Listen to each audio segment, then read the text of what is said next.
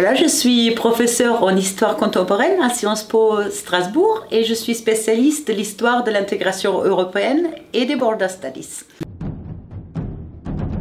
Les trois mots sont identité européenne, la communauté européenne de valeurs et la protection des droits de l'homme. Alors le message de ce livre qui raconte l'histoire du Conseil de l'Europe, c'est que les valeurs européennes qu'on protège, c'est-à-dire la démocratie, l'état de droit et la protection des droits de l'homme, ce n'est pas une évidence, ce n'est jamais un acquis. C'est un travail continuel qu'il faut recommencer à chaque fois, qu'il faut pratiquer au quotidien. Et je peux dire qu'on peut être content d'avoir une organisation européenne comme le Conseil de l'Europe qui fait ce travail au quotidien et qui a prouvé dans l'histoire qu'elle sait faire en sorte que ces valeurs fondamentales soient protégées. Alors, si on veut faire court, on dit que le résumé du livre, c'est le titre, c'est-à-dire 75 ans de coopération européenne. Si on veut faire un petit peu plus long, on dit que je retrace dans ce livre l'histoire du Conseil de l'Europe depuis sa création en 1949 jusqu'à aujourd'hui. Cela reprend en fait mon travail d'habilitation à diriger les recherches où j'avais déjà publié un livre jusqu'en 2009 et dans ce livre-là, j'ai complété l'histoire pour les dernières 25 années de coopération au Conseil de l'Europe. Et en résumé, on peut dire que l'histoire du Conseil de l'Europe, c'est comme toute histoire d'organisation européenne. Ça a des hauts et des bas, ça a des moments forts, des crises. Un moment fort, c'est la création en 1949.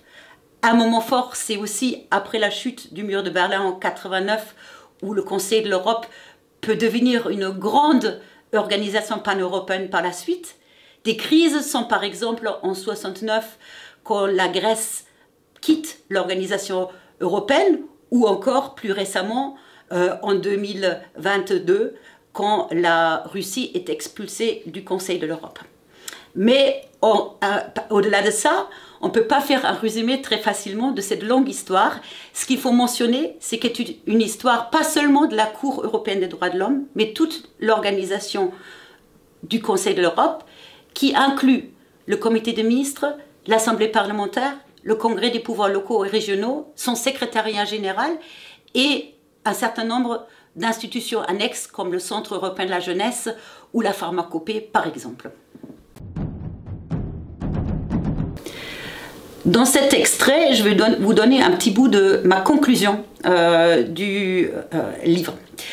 Dans la période de 2009 à 2024, le Conseil de l'Europe retourne à ses missions d'origine de gardien des valeurs fondamentales. Dans un contexte d'accumulation de crises internes et externes et d'une remise en question de plus en plus fréquente de la démocratie, de l'état de droit et des droits humains, le Conseil de l'Europe doit agir. Mais il n'est pas seul face à ces défis, car l'Union européenne appuie ses activités.